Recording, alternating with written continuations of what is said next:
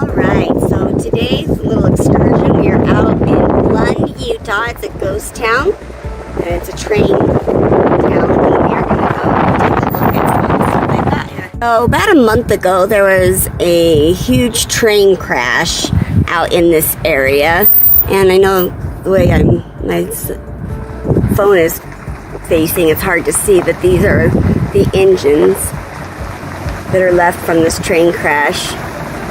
They're pretty beat up. The train was actually carrying brand new Toyotas. But these are what is left of these train engines.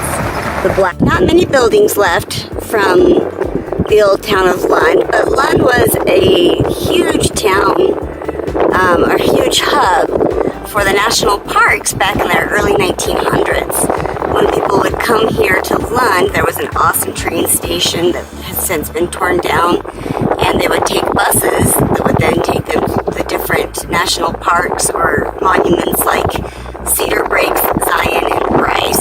This is one of the last few. Alright, here is more destruction from that train crash. A couple of cars. It was carrying brand new Toyotas. All of those Toyotas were completely destroyed. But I'm hoping I can continue on this road to the hot springs. That's the idea. But there's boulders. But yeah, look at this mess from this train crash. It was caused by a flash flood.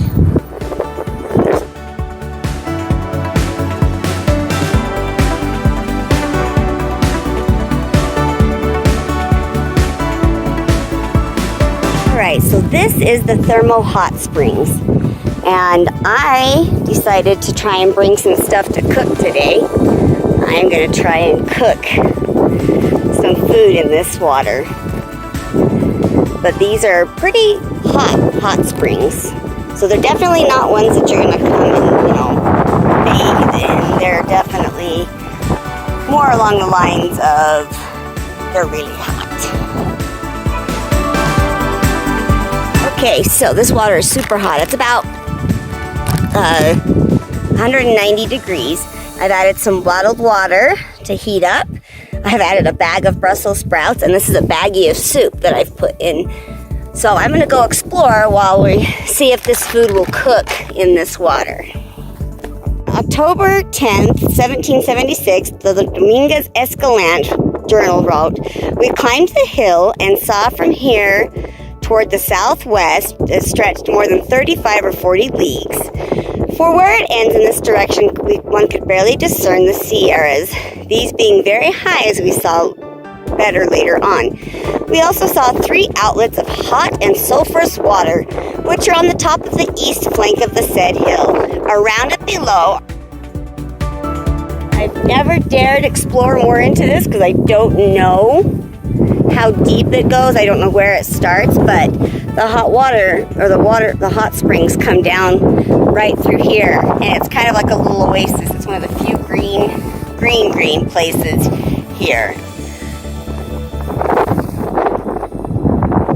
Since I was here last, someone has actually added some PEX pipe that brings the water down, and there's these 2 tubs. These tubs are original from the Dominguez Escalante. You can see them rusty. There's a rock one built right here. But yeah, someone's got this water flowing in here, and the water's actually warm but not too hot. I don't think I'd get in it, but that's pretty cool that someone's done that. Sorry about the wind. This is one of the places that got my dinner: soup, Brussels sprouts, and some water for hot chocolate. You can see that the steam is coming out of the ground. It's pretty hot, but they're cooking away.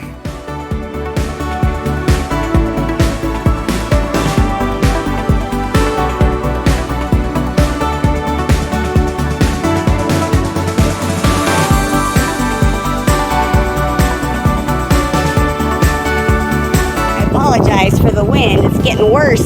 Here's another tub that is completely rusted through. This one has been tapped. Over there, there is a geothermal power plant, and they use this hot water to run their turbines. And they actually own this particular well. There's a couple more you can see. We'll go look at them, and then we're gonna go check on our dinner. Another pool.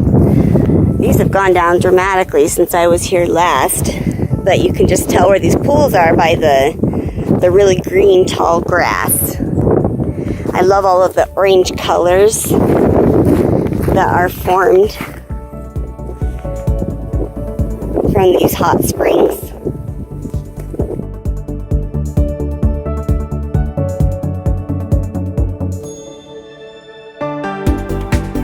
Here's another one.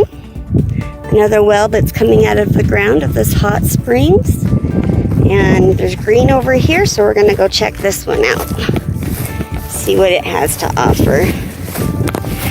Again, they're pretty hot. You're not gonna wanna get into these. They're pretty muddy around the edges, so you don't wanna get too close. But the colors, as they come up, like here's the water's just coming up out of the ground. And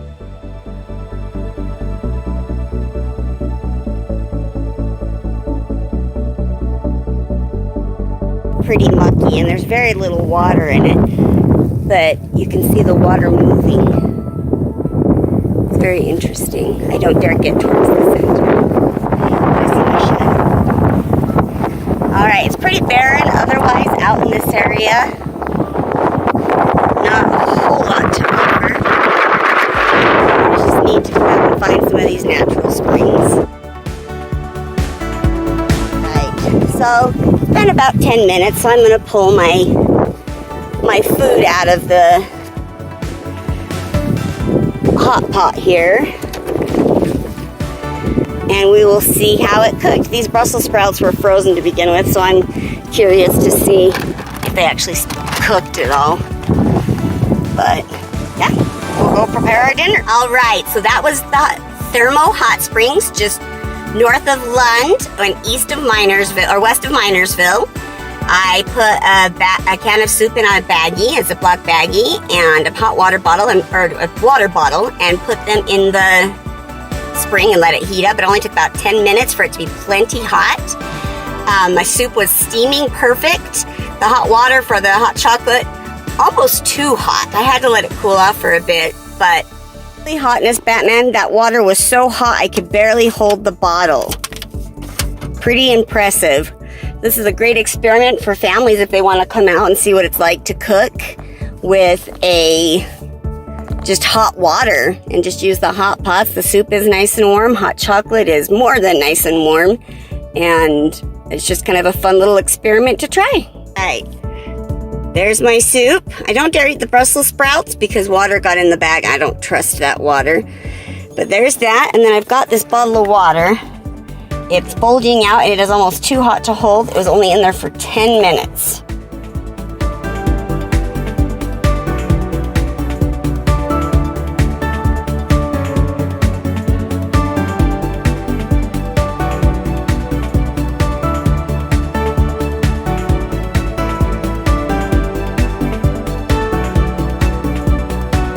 One thing out here, even though it's barren and a little ugly, they always have beautiful sunsets just like they do around where I live.